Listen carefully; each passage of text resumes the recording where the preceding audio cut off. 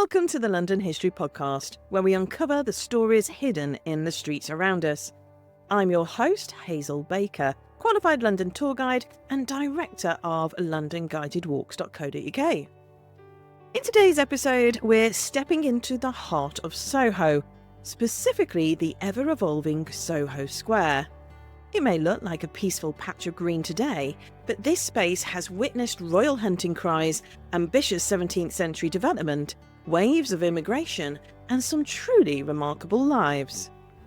From Charles II and the transformation of the square to the extraordinary story of Mary Seacole, doctress, entrepreneur, and pioneer, we're exploring the people and moments that have shaped this iconic corner of London.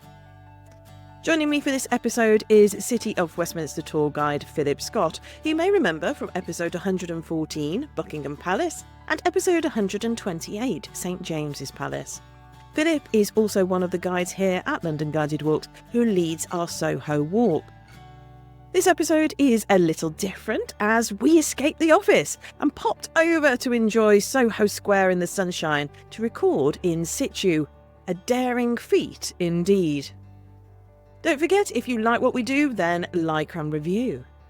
Now, on with today's episode, Soho Square's Untold Stories. So here we are in the beautiful Soho Square. I mean, it's looking so pretty today. It's all the spring sunshine out. It's supposed to be going to be the hottest day of the year so far. But one of the questions that maybe people want to know, Phil, is why Soho? How did it get its name? Had we been here 500 years ago, we would have been in the Middlesex countryside.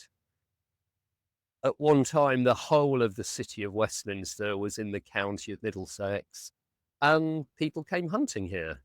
The royals came hunting here, and when they saw their prey, they would shout the words, "Soho!" And that's how we get the name Soho. It's hard to imagine, isn't it? This being a hunting ground. It's so developed. And we've got this little patch of grass here in the square, but to think of it as being a royal hunting ground, that takes a little bit of imagination, doesn't it? Yeah, this was the countryside. And it wasn't until the latter part of the 1600s that this particular square was created and houses started to appear. And when was that then? And who were the people behind it? It was approximately the 1680s. Developers started to build properties in the area. This square was originally called the King's Square after King Charles II, who came to the throne in 1660. And in fact, there is a not very attractive statue of King Charles II in the middle of the square. But the square was developed. Various builders built properties here. The Bateman family, for example, built a very large house here, south side of the square. And that's why we've got two roads in the square today that are actually named after the Bateman family. What about some of the famous residents of the square? Who have we got around here? Just behind me, we have a house with a blue plaque on it, and that blue plaque is dedicated to Mary Seacole. So I can see the Mary Seacole plaque there, Phil, but what's it doing there?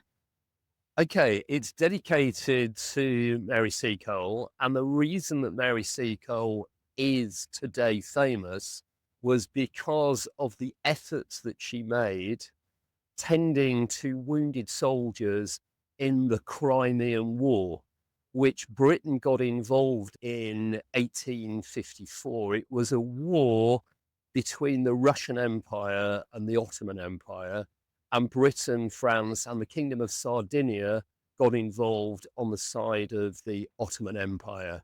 And the fighting and the action took place in the Crimean Peninsula, part of the world that is frequently in the news today because of the ongoing war between Ukraine and Russia. And what did Mary do exactly? What she did was, originally, she was hoping to be a part of a group of nurses that were gathered together by Florence Nightingale, who ran a hospital for women in Marylebone. We're about a mile away from that hospital where we are at the moment in Soho Square. Now, Mary Seacole was refused permission to be one of Florence Nightingale's group of nurses. Mary Seacole was quite clear it was because of her skin colour. Mary Seacole was mixed race. However, she went anyway. And in fact, she ended up building a hotel from scratch in the Crimean Peninsula. It was called the British Hotel, and it was there that she tended to wounded servicemen, but also she went out onto the battlefield to administer first aid. In fact, the Times newspaper spoke about Mary Seacole as being a cross between a Florence Nightingale and a cook. And of course, this was also the time of Florence Nightingale. If we look at a little bit of Mary's background, you're talking about her creating the British Hotel. Where was she from? What was her history? And how did she learn how to heal? Mary Seacole was born in Jamaica. Her mother was a freed, enslaved woman. Her father was from Scotland, so she was mixed race. Her mother was a doctress, and a doctress was somebody who blended together herbs to create herbal remedies. So Mary Seacole had learned how to become a doctress from her mother. Now, Mary Seacole, her maiden name was Mary Grant, and she married a Mr. Seacole, who was actually the godson of Lord Nelson, and they came over to London. Sadly, after just, I think it was 5 years of marriage, Mr. Seacole sadly passed away, so Mary Seacole was widowed. She wanted to be part of something bigger than herself, got turned down. Why did she feel she needed to get involved in the Crimea and go over? Mary Seacole, she was in Scutari, Constantinople, so Yeah. Mary Seacole was very much where the action was taking place. With regards to why she wanted to go. And what was it about Mary, do you think, that made her feel that she needed to go and contribute to the Crimean War? Well, I think it was partly because she was turned down and she was determined not to let that obstacle stop her. She had a great spirit of adventure. Remember, she had travelled to London from Jamaica. The vast majority of people living in England at the time had not really travelled more than a few miles away from where they were born.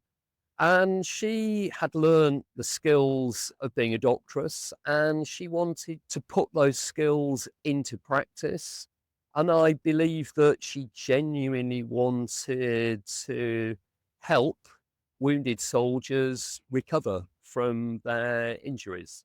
Now, you mentioned that she set up a hotel over there. Can you tell us a little bit about that and why it wasn't a hospital? Well, it was called the British Hotel, and Mary Seacole built it in Crimea. She actually built it from scratch. And she was of the view that, yes, she wanted wounded soldiers to get better, but she also wanted to create a homely environment. And yeah, it was a hotel. It wasn't a field hospital. I think she saw a gap in the market. She saw an opportunity where the further away you are from home, maybe the weaker you feel. And Possibly, you're fighting for queen and country. And a hospital can only do so much. Whereas a hotel, you know, where she provided preserves and poultices and everything else, and she made them feel a lot more at home, makes your body relax. And that can heal you a lot quicker than anything else. And her soldiers used to call her Mother Seacole. Isn't that lovely? So a mother and an adventurer then. When she comes back to London, then what happens? One of the things she did when she came back to London was she actually wrote an autobiography, The Wonderful Adventures of Mrs. Seacole in Many Lands. It was published in 1857, but she did fall on hard times, and men who she had tended to during the war, they actually staged a benefit concert for her. It was held in South London. Many thousands of people attended the concert, but the amount of money she received was £57. Whilst that was a not insignificant amount of money, it wasn't a huge amount of money. It wasn't that much more than a year's salary. Now, it's quite interesting to think about her support network, because before she went, she had the church. Yep. But when she returned, she had created her own extended family from all those that she had helped, which is just wonderful, isn't it? And she was relatively famous. Lots of people in the 1850s and the 1860s were aware of Mary Seacole. This portrait was painted by an artist called Alfred Charles Callan. This is actually in the National Portrait Gallery today. It was found in a car boot sale at the start of the 2000s. And the person buying the portrait realised who it was, but the person selling it did not appear to realise that it was Mary Seacole. It's possible that a bust was made of Mary Seacole and exhibited in the 1870 summer exhibition at the Royal Academy. Some people, however, have actually thrown doubt on whether or not this was the bust of Mary Seacole. However, after Mary Seacole had died, she was forgotten about. Florence Nightingale was not forgotten about. It has to be said that Florence Nightingale engaged in a lot of campaigning about health issues. She also lived a lot longer. That's true. After Mary Seacole had died, basically forgotten about.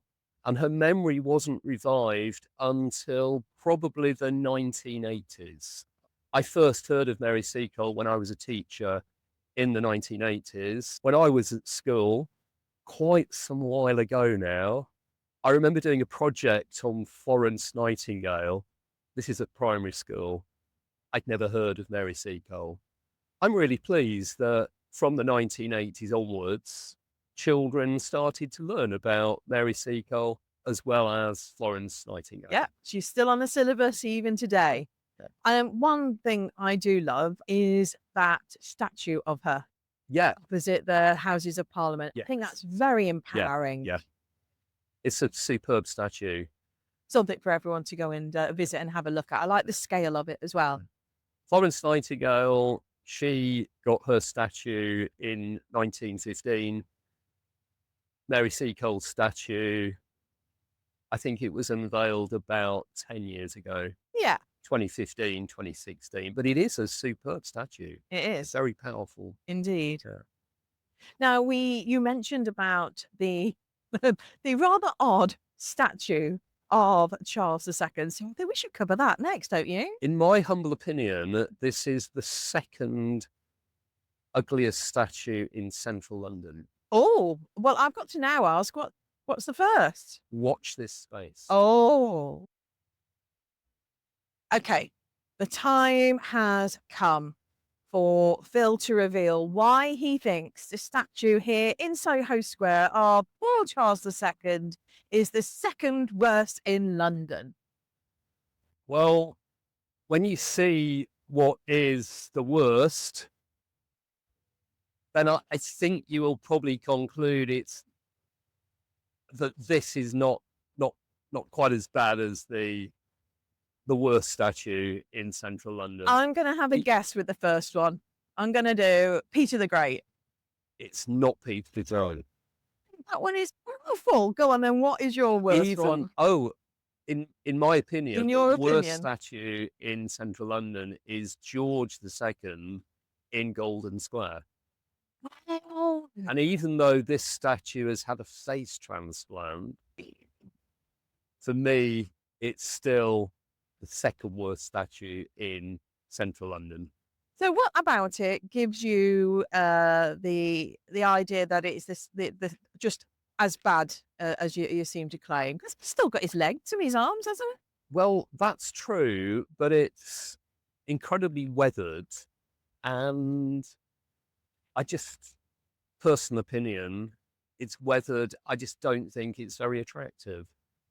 If I was Charles II and I came back to Earth, I would not be best pleased that this statue is how I was remembered.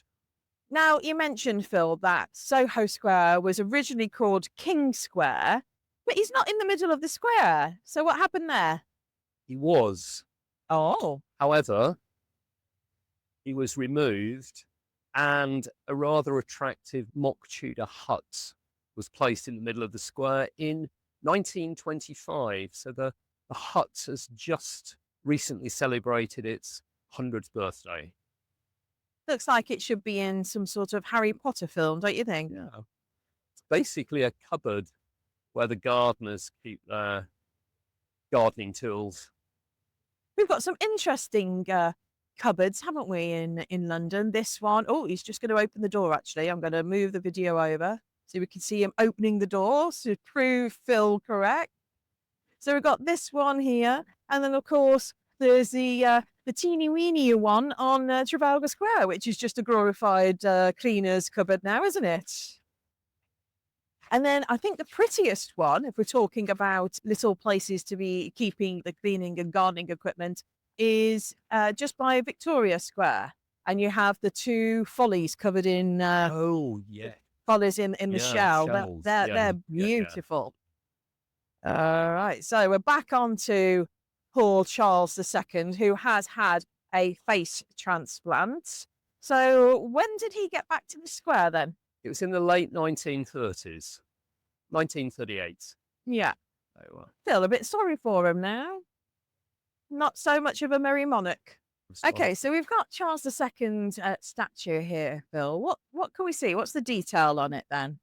Well, it's incredibly weathered, which is one of the reasons it's not one of my favourite statues. But we have here a very weathered crown with sceptre underneath. His leg is badly cracked. Looks like it's been amputated. He is wearing armour.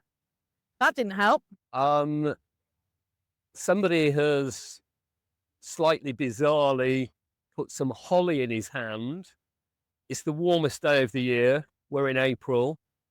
Not quite sure why he's had holly put in his hand. Last year, for a short while, he had a nice sunflower in his hand. And he's wearing a wig.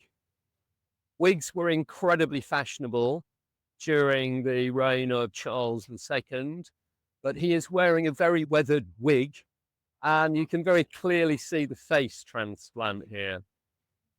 Poor Charles. I mean, he's not young, though. 1681, he's done all right, hasn't he? Well, he passed away in 1685 at the age of 55 years old, so he's just turned 50 here. It's not looking bad. Yeah. I spy with my little eye a dark red brick building on the north side of Soho Square. Bill, please enlighten us. This very attractive building is in fact a church. It was built in the late Victorian period in the 1890s, and it is in fact L'Église Protestante de Londres. Excuse my French accent. It actually replaced a church that was built on Threadneedle Street in the City of London, originally by Huguenot immigrants. And what's so special about it now? It is the only Protestant church in central London that offers services in the French language. The Huguenots were French Protestants in the Calvinist tradition. They were given rights by King Henry IV in 1598 under the Edict of Nantes. Those rights were taken away by his grandson Louis XIV in 1685. And after 1685, between 250,000 and 500,000 Huguenots fled France. 50,000 of them came to England, 40,000 of them settled in London, and a very large number actually settled in Soho. It is estimated that in the first part of the 18th century, first part of the 1700s, it's been estimated that more than half of Soho's population were Huguenots. And what was the appeal for Huguenots to live in Soho? They very much established a community in Soho. They were able to practice their trades. They were able to engage in business activities. But Soho, 300 years ago, Soho was very much a supportive place for Huguenot immigrants, for Huguenot refugees. At one point, there was actually 14 Huguenot churches in Soho, offering services in either the French language or some of the regional languages of France.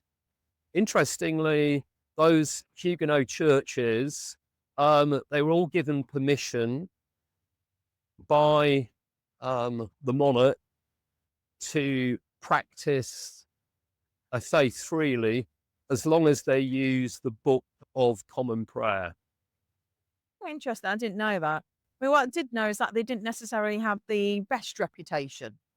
So for Stevenson, when he's talking in Jekyll and Hyde, he mentions a lot of it is set in Soho, and he mentions how the Huguenot women are sitting in doorwells, feeding their children gin to kind of keep them quiet and malleable. Doesn't set a nice vision, does it? No doubt some of that was written from a prejudiced viewpoint. Yeah, always with a healthy dose of morality and Victorian Gothic literature. In Soho Square, we've talked a little bit about this unusual mock Tudor building right in the centre of Soho Square, this black and white building. Everyone looks at it and they're still not quite sure what it is, but it's quirky, so it's got to have a quirky history, doesn't it? It's been here since 1925. And originally it was built on top of an electricity substation. And from what I've read, the electricity substation was actually put into quite a cavernous room. The electricity substation is long gone. It had disappeared by the time the Second World War broke out because, again, from what I've read, the space was actually used as an air raid shelter. Just looking over here, you'd never guess that it was a big room underneath. Would you like to hear an utterly ludicrous urban myth? Go on then, Phil, you've twisted my arm. I was hoping you'd say yes.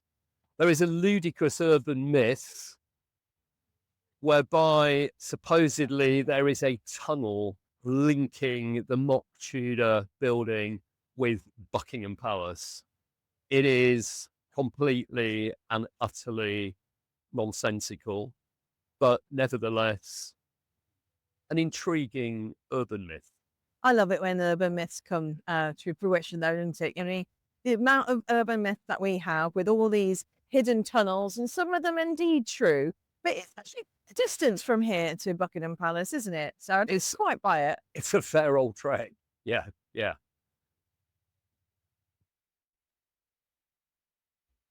So we're looking at the southeast corner of Soho Square now, Phil, and there's a very pretty church here. Can you tell us a little bit about that? Okay, well, this is St Patrick's Roman Catholic Church, and next door we've got a not terribly attractive building from, I think, the 1980s. But over in this corner of the square, there used to be a house called Carlisle House. And in the second half of the 1700s, the second half of the 18th century, a woman called Theresa Cornelis lived there. And at one point, she was the richest woman in the country, earning, it is said, £24,000 a year, way, way, way above the average yearly wage at the time. Absolutely massive amount. Very interesting woman, an impresario. And at one point, she had a passionate love affair with the world's greatest lover, Casanova. I think you need to come on our tour to hear more about Casanova and Mrs. Cornelis on our Soho walk. All will be revealed on the walk. Not revealing too much, I hope. Before we leave the square, would you like a piece of not just trivia, but extreme trivia about the Roman Catholic Church here? I can't say no to you, Phil. I'm very glad that you have not refused this piece of extreme trivia. Now, because you have not yet brushed the dust of youth from off your shoulder, if I may quote from a David Bowie lyric, you won't remember the megastar that was Danny La Rue. But in the 1960s and the 1970s, and also to some extent the 1980s, one of the biggest stars on television was a man called Danny La Rue, and he was a female impersonator. And he attracted incredibly large audiences for his television programs. He was an altar boy at this church. How's that for a piece of extreme trivia? And I bet you know where he's buried. Well, he's actually buried in the same cemetery as Mary Seacole, which is the Roman Catholic cemetery at Kensal Rise in northwest London. If you enjoyed exploring Soho Square with us today, there is so much more to discover just beyond its edges. You can join me, Phil, or one of our expert guides on our Nosy Around Soho walking tour, where we bring these stories and many more to life. From hidden histories to famous faces, it's a wonderful way to experience one of London's most vibrant and eclectic neighbourhoods. We run regular public walks and also offer it as a private tour, perfect for groups, family occasions, or as a corporate tour. You can find all the details and book your place at londonguidedwalks.co.uk. Other podcast episodes about residents of Soho Square include episode 62, James Scott, the first Duke of Monmouth, and episode 135, William Beckford. Until next time, thanks for listening.